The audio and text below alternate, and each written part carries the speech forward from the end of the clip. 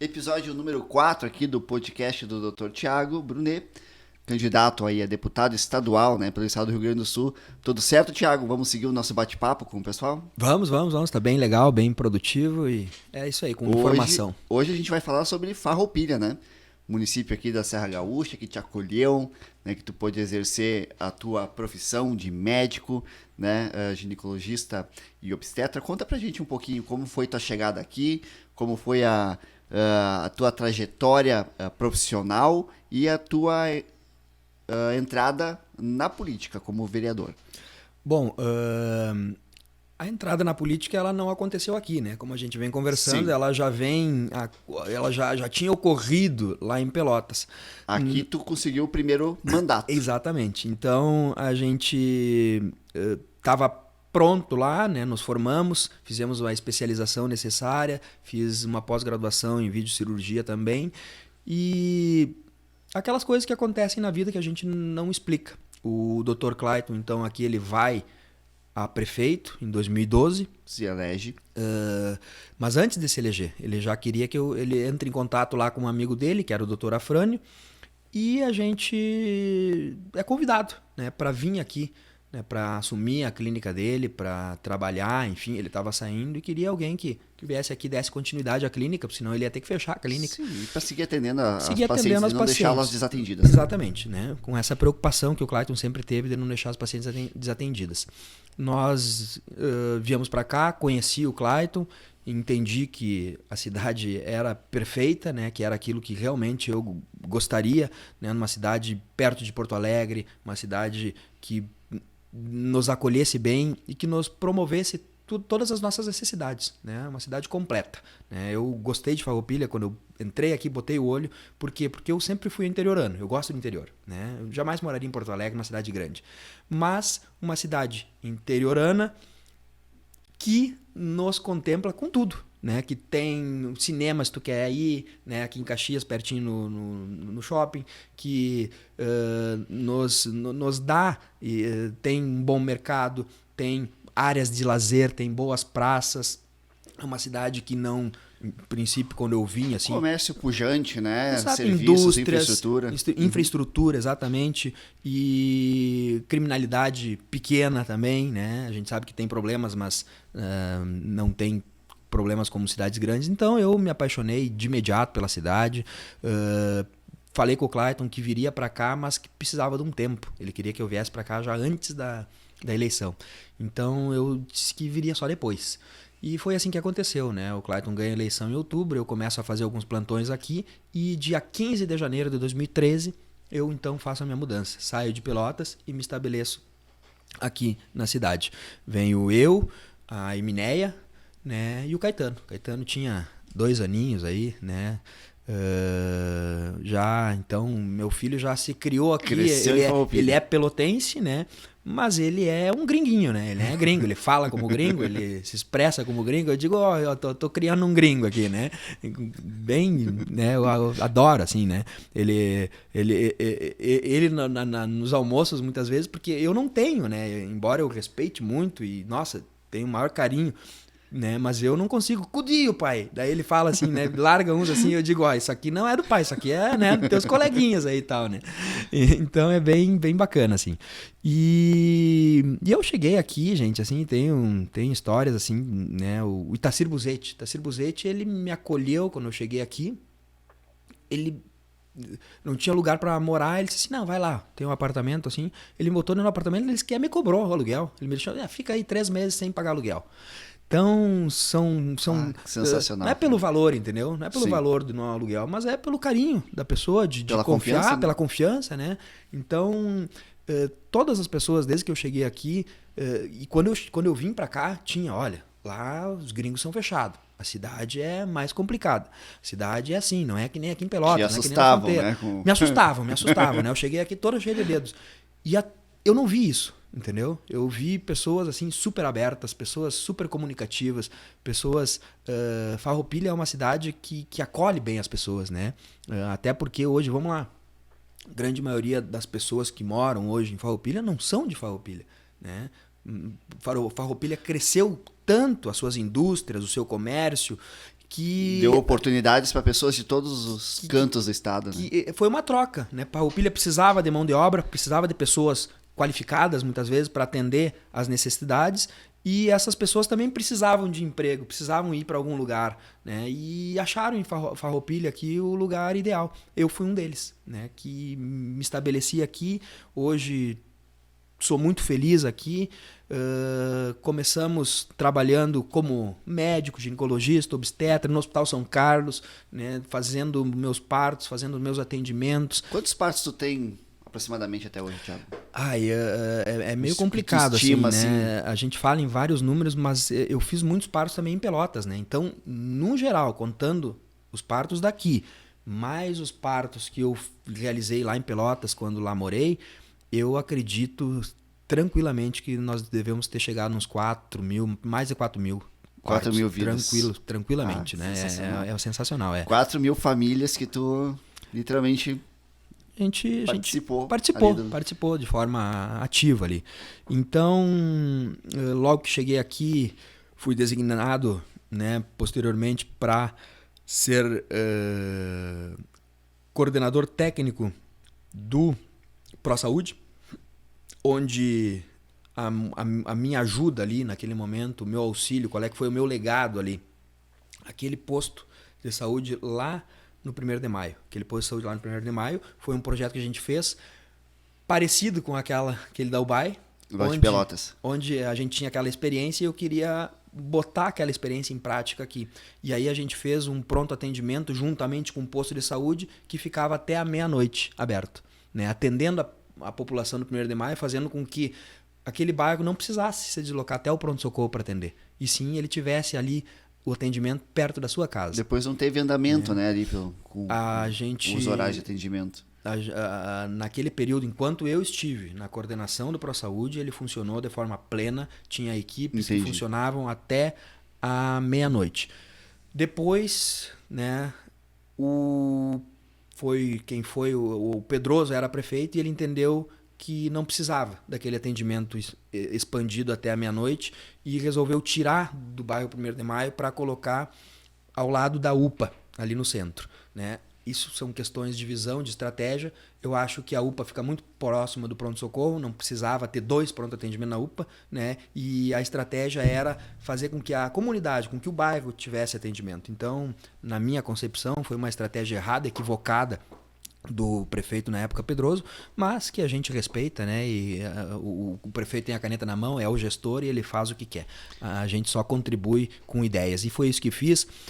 Posteriormente, fomos designados também para ser o coordenador, o técnico do Hospital São Carlos, e aí sim, aí eu tive o maior desafio da minha vida, né? Nós estávamos num momento onde a Casa de Saúde nossa passava por um problema grave de questões econômicas, de falta de recursos, né? Onde no estado inteiro, nós tivemos naquele momento, 2015, 2016, no estado inteiro teve mais de 50 casas de saúde, hospitais filantrópicos que acabaram fechando as portas.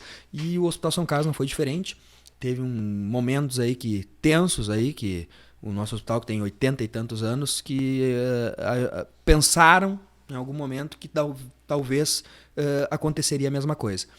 Mas eu nunca entendi isso, né? Eu sempre entendia que seria o meu maior fracasso se fechasse o hospital sob a minha direção.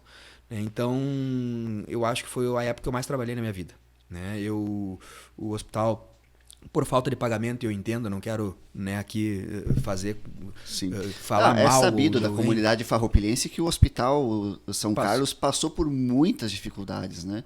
Esteve na iminência de fechar.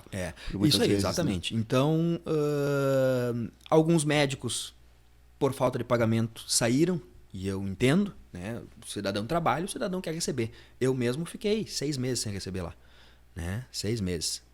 Não foi fácil, mas o fracasso, se eu permitisse que aquele hospital fechasse comigo ali, como junto coordenador, na direção, eu acho que eu não conseguiria levar a minha vida para frente, assim, sinceramente, porque eu já tinha aquela veia política, eu já tinha aquela veia social, já estava estabelecida em mim, e eu não conseguiria fazer com que isso estivesse sob a minha responsabilidade. Então eu não dormi, eu não tinha neuro, eu ligava pro meu irmão, que é neuro, não tinha uro, eu ligava para um amigo meu que era uro para ver, e chegou em alguns momentos que eu atendia quase todos os pacientes do hospital, né? Eu ia lá embaixo, a parte clínica, muitas vezes faltava um médico no pronto-socorro e eu ia lá atendendo o pronto-socorro também. Faltava médico para atender as pessoas da clínica e eu ia lá, né? Quando fechou a UTI, que foi o momento de desespero maior meu, Sim. porque eu não tinha qualificação técnica para atender UTI, eu não sei fazer aquilo. E aí eu me desesperei, e aí eu liguei para alguns amigos meus, e quem tem amigo tá sempre bem escorado, né? E aí eles vieram com uma equipe toda aqui. São histórias de bastidores que às vezes as pessoas acabam não sabendo, né? Então as pessoas vieram aqui para fazer o atendimento na UTI, depois vieram aqui para fazer o atendimento na cirurgia, depois a equipe da gineca obstetrícia ali abandonou, e repito, não quero, né, eu acho que eles têm direito a fazer o que fizeram, porque ninguém é obrigado a trabalhar de graça. E eu fiquei sozinho, fiquei trabalhando no centro obstétrico do Hospital São Carlos uns 2 meses, sozinho, né, só sobre aviso. Então, qual é que foi a minha contribuição para o Hospital São Carlos? Talvez não ter deixado ele fechar, né? Ter trabalhado, né? Ali eu não fiz nada, não construí nada, não construí uma área, porque não tinha como, né? Ali era bombeiro, era só apagar incêndio. Então, meu legado maior no Hospital São Carlos foi ter enfrentado o problema de saúde financeira que o hospital teve com todas as minhas forças e enfrentando esse problema, não permitindo o seu fechamento, né? Então, hoje ele está sob uma direção forte, né? Com pessoas da comunidade, com lideranças sociais, Elizabeth Bartelli. Pode citar os nomes, eu acho que é muito válido, porque são pessoas que contribuíram muito para manter a Casa de Saúde em pé. Sem dúvida, né? As mulheres da saúde ali, as voluntárias da saúde, claro, os voluntários da saúde foram, assim, fundamentais, né? Foram essas mulheres fortes, de fibra, que saíram da sua zona de conforto, da sua redoma, e também foram bater de porta em porta, pedir comida, pedir auxílio, pedir medicamento, né? Juntamente com depois a Janete, que veio, né, para a equipe aí, que foi chamada já tinha uma experiência, já tinha uma passagem no hospital. Clarimundo também, Clarimundo, Grudman também. Foram pessoas importantes aí nessa nova fase do Hospital São Carlos e que, sem dúvida nenhuma, hoje tem dificuldades, a gente sabe que precisa de emendas. A Janete está sempre me chamando lá, Thiago, me consegue uma emenda, me vê algum deputado, vê alguma situação aí que nós estamos com dificuldade. Mas nem perto da dificuldade que nós passamos naquele momento. E aí... Hoje tu tem muito carinho e muito respeito, assim, pela comunidade que está no hospital, pelo hospital, em função de toda essa história, né, Thiago? Claro, São quase 10 anos dentro daquele hospital. Dentro daquele hospital. Eu digo, se nós contabilizar em horas, eu não sei, mas eu acho que eu passo mais lá dentro do que na minha casa. Tranquilamente, né? Tem dias que eu não vou para casa. Tem dias que eu fico o dia inteiro no hospital, ou que eu saio do meu consultório, vou para o hospital e não chego em casa. Agora, não tem dias que eu não vou para o hospital. Nem que seja para... Agora eu vou sair daqui e vou para o hospital. No domingo, muitas vezes, não estou de plantão, mas tem um paciente, tenho que passar lá. Nem que seja 15 minutos.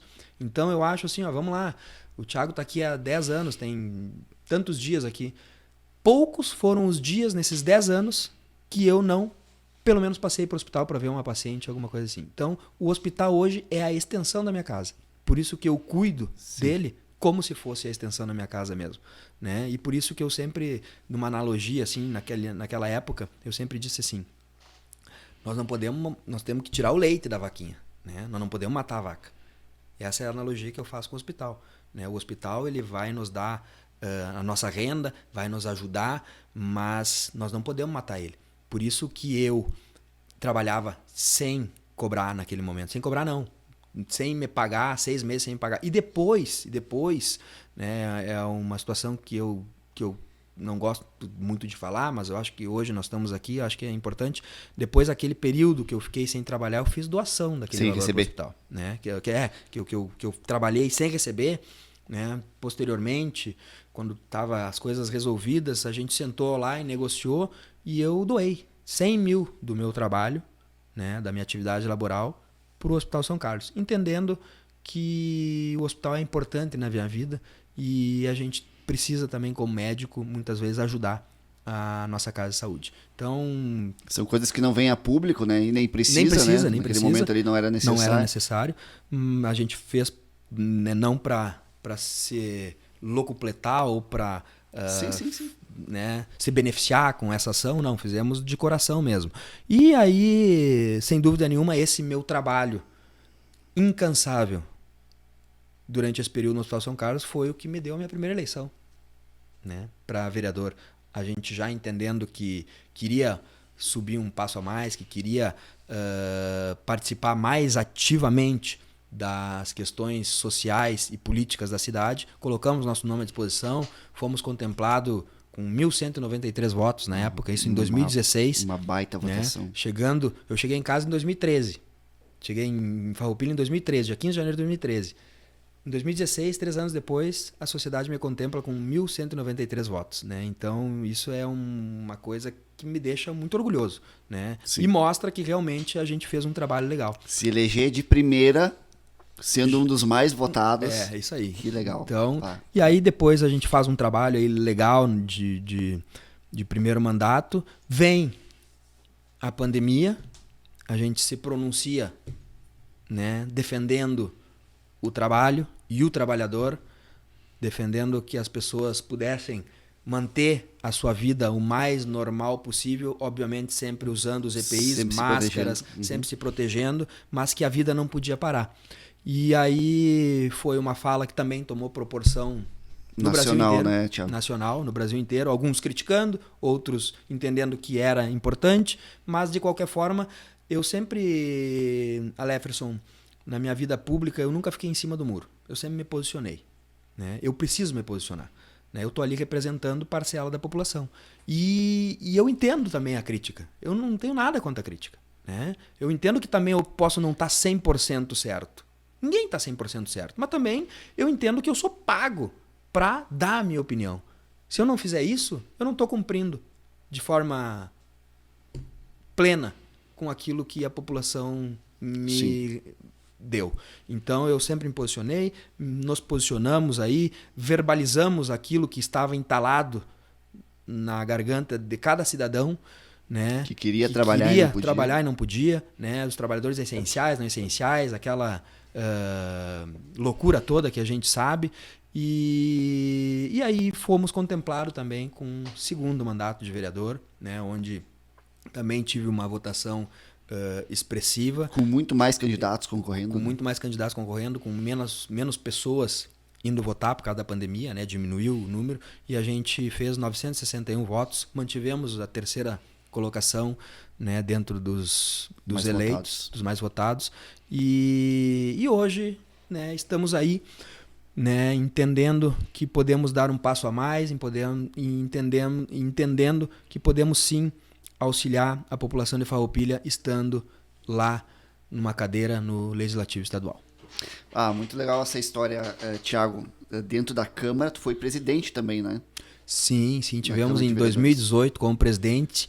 E deve ter sido uma experiência fantástica, assim, de comandar o Legislativo. Nesse momento, em 2018, como presidente, eu confesso que não atendia aquilo que eu imaginava. Eu me frustrei muito, porque eu entro na Câmara em 2017, passamos um ano lá de atividades, um ano buscando caminhos, buscando fazer discursos e falas pertinentes para o cidadão, e o cidadão não estava lá. A gente ocupava a tribuna, olhava para o lado e era um vazio. Tinham 200 cadeiras vazias lá, as pessoas não participavam. Não iam. E aquilo... A política é muito distante ainda da comunidade. Né? E aquilo me deixou um pouco chateado, me deixou um pouco triste. E em 2018 eu tive o privilégio de assumir a presidência da Câmara, e a primeira ação que eu fiz, eu chamei ali as pessoas do jurídico, chamei o Duílos, que era o presidente da Câmara, e disse assim, nós precisamos fazer com que a população participe. Eu não vou ficar mais um ano aí vindo aqui falando com as paredes. E aí então a gente promoveu um projeto que se chamava Câmara Itinerante. né, onde a gente ia até os bairros. Uma vez por mês nós tínhamos uma sessão ordinária do Parlamento Municipal na comunidade. Nos bairros. Nos bairros. Então a gente contemplou aí, foram 10 meses, em cada mês a gente ia numa comunidade. Foi Jansen, São Francisco, São José. Interior e bairros mesmo, né? Interior e bairros. A gente mesclou os dois e foi bem legal, porque nesse projeto nós dávamos 30 minutos pro cidadão se manifestar. Na Sim. Casa do Povo, o povo tem que se manifestar. É o mínimo que a gente espera, né? A gente tem que ter essa sensibilidade, tem que ter esse entendimento de que o cidadão precisa verbalizar as suas necessidades locais. E assim permitimos, e assim deixamos que ele fosse lá na Casa do Povo, onde a Casa do Povo fosse até ele, onde tivesse essa acolhida. E aí a gente viu que realmente fazendo isso, tu não tinha uma casa vazia, né? A gente viu que as pessoas, sim, participavam, que tinham 50, 80, 100 pessoas. Fizemos no bairro América uma reunião com mais de 100 pessoas no São Francisco. Então, faltava essa pedida, essa solicitação, essa entrada, né, esse acolhimento às pessoas. Então, a gente percebe que a população quer participar, mas ela gosta de participar mais no seu local, né? Ela tem dificuldade, porque o horário da sessão é às 6 da tarde, já sair de lá para ir lá, enfim. Sim. E tal. Mas quando tu leva a política para eles gostam, eles participam, né? Por que não fazer uma coisa parecida na Assembleia Legislativa? Onde a gente sairia de Porto Alegre e íamos nas cidades do interior ver como é que está a realidade. Seria fantástico, né? Isso seria transformador mesmo. Seria transformador, né? Vamos fazer uma vez por mês a sessão da Assembleia Legislativa vai ser numa região. Vamos fazer lá na região central, vamos fazer lá na região onde a gente chama todos os municípios a participar, e aí a gente se torna mais participativo, aí a gente se torna mais próximo do cidadão. E aí a gente pode fazer a política como ferramenta transformadora. Tem um deputado muito distante, né? Então tu imagina como isso impactaria na cidade. Lá na Assembleia Legislativa, lá, muitos não tem nem acesso aí. Nem verba para pegar um ônibus e ir para Porto Alegre para ver uma sessão. Entendeu? E aí, se tu trouxesse essa sessão, né, pelo menos uma por mês, perto do município, para ver as demandas daquela região, cara, eu acho que seria incrível. Baita ideia. Do ponto de vista, assim, para a população e para os próprios deputados, né? Para eles enxergar aquilo, né? Sim. Como eu falei anteriormente, eu saí e fui lá no sertão nordestino para ver como é que é a realidade. Eu saí e fui lá dentro de um presídio central para ver como é que é a realidade. A gente precisa entender a nossa população, né? Precisa fazer o diagnóstico primeiro, para depois fazer o tratamento. É assim que a gente faz na medicina, né? Tu faz o diagnóstico, tu vê o que tá, depois tu faz. Muitas vezes tu tá lá num castelo, né? E só dando tratamento, nem sabe Sim. o que precisa. Então, mais ou menos, acho que é por aí. Ah, que baita ideia, cara. E aqui em Farroupilha também, uma outra coisa social que chama atenção e que eu achei fantástico é tu doar o teu conhecimento, né, e o teu trabalho como médico gratuitamente através de um programa de rádio. Tu tinha as dicas de saúde, né? Ficaste ali muito tempo dando essas dicas ali e contribuindo. Né? Fala um pouquinho desse, como é que surgiu o Dicas de Saúde ali? Dicas de Saúde foi um projeto que eu fui até a Rádio Espaço, né? Falei com a Lúcia Portolã, com o Rogério, na época, que eu já tinha essa vontade, em alguns outros momentos, assim, a gente pensou, mas nunca colocou em prática. E aí, o ano passado, a Rádio Espaço me deu essa oportunidade, né? Disse, não, Thiago, estamos contigo, vamos fazer um teste, vamos fazer um mês, vamos ver como é que fica. E aí a gente escrevia, né, as dicas, né? Eu estudava aquelas dicas, porque a medicina eu entendo muito, graças a Deus, o que eu faço, gineco, obstetrícia, mas a medicina é muito ampla, né? Então a gente falava lá muitas vezes sobre parte do coração, parte do rim, parte do cérebro. Sim. E aí eu tinha que ir para os livros e fazer. E aí foi um projeto que deu certo. A gente fez proporcionou também ampliar o conhecimento. Né? E as pessoas, né? Eu acho que quando a gente atende um cidadão, tu vai e faz a ajuda daquele cidadão. Quando a gente passa a fazer a informação, tu consegue contemplar não só uma pessoa, mas várias pessoas que estão ali escutando e recebem essa informação. Então, foi um projeto que a mim me deixou muito feliz, porque a resposta ali na rádio foi positivo. Tanto é que a Lúcia prontamente disse assim, não, Thiago, podemos continuar o projeto, vamos lá, agora damos conta. Para mim era desgastante, porque eu tinha que fazer aquilo, eram 5 dicas por dia, né? Era uma por dia. Toda semana, todo dia o cidadão tinha lá uma dica de saúde para ser estabelecido. E foi muito engraçado, porque começou a acontecer o quê? Eu tenho um consultório de gineco-obstetrícia. Começou a aparecer lá gente com problemas reumatológicos, com problemas do rim, com problemas no pé. E aí eu dizia, não, mas isso aqui não é para mim, isso aqui tu tem que ir para um tal médico. Ué, mas eu escuto as dicas, o senhor sabe tudo? Como que o senhor não sabe isso aqui? Eu digo, não, mas ali eu leio, ali eu só tô dando uma dica, uma pincelada, né? Não vamos se responsabilizar tanto. Claro, a gente dava um primeiro atendimento e depois encaminhava pro médico responsável. Mas foi fantástico, assim, a resposta também que vem, né? Porque tudo que a gente faz tem a resposta negativa ou positiva. E esse foi um projeto que praticamente 100% de retorno positivo. Thiago, deixa um recado aí para a comunidade farroupilhense, para todo o pessoal que já foi teu paciente, ou tu já teve um relacionamento através do hospital, e os bairros em geral, as nossas comunidades do interior, né? Deixa um recado, assim, eu acho que tu tem muita gratidão pelo acolhimento no nosso município, e fala um pouco agora da tua candidatura, né, para deputado estadual, enfim, o que tu pode dizer para essas pessoas que já confiaram em ti 2 mandatos de vereador, né, já confiaram em trabalho de médico e agora a busca pelo Parlamento Gaúcho? Bom, eu desde que vim para cá e estou na cidade há quase 10 anos, eu recebi muito carinho das pessoas, recebi muitos elogios das pessoas, recebi muito apoio das pessoas e, sem contar toda essa questão afetiva, temos a questão econômica, né? Sou o que sou hoje porque o meu consultório vão as pessoas, né? Porque no hospital as pessoas vão, porque eu tenho o meu trabalho, minha atividade laboral. Então isso tudo foram as comunidades de Farroupilha que me permitiu e que me deu. Então eu sou muito grato a tudo isso, toda a construção que eu tenho na minha vida hoje social e econômica, quem me permitiu foram as pessoas que moram em Farroupilha. E hoje eu gostaria de agradecer tudo que me deram e que me proporcionaram, e eu queria dar um pouquinho de mim agora. Eu queria retornar todo esse carinho, retornar toda essa gratidão que as pessoas tiveram comigo para a população de Farroupilha.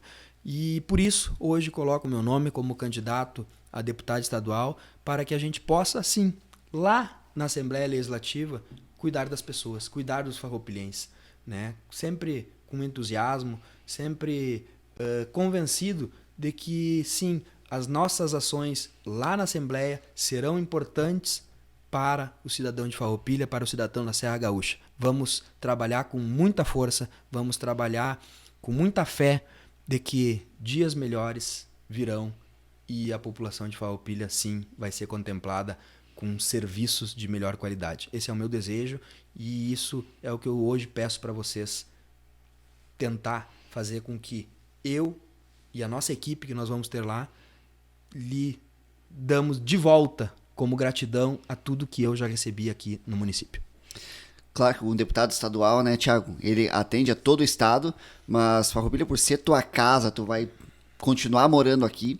Ah, né? não. Com certeza tu vai ter um carinho especial, uma atenção especial pro nosso município, pra nossa comunidade, né? E a tua presença aqui vai gerar muitos frutos, com certeza, lá no parlamento, né? A minha vida vai ser a mesma, Lefferson, entendeu? Eu não vai abandonar a medicina, não vai vou abandonar a medicina. Claro que daqui a pouco a gente vai ter que diminuir um pouco, mas eu quero dizer assim, ó, que o Thiago que vocês conhecem hoje, né, se caso vocês, que depende de vocês, né, depende da comunidade, né, hoje Farroupilha elege um deputado sozinha, se ela quiser, entendeu? Então depende da comunidade. O Thiago que vocês conhecem hoje, se for eleito, vai ser o mesmo Thiago.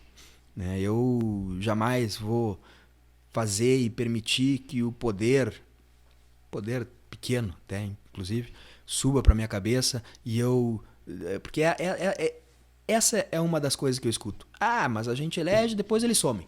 Nunca mais aparece, a gente não vê mais aqui.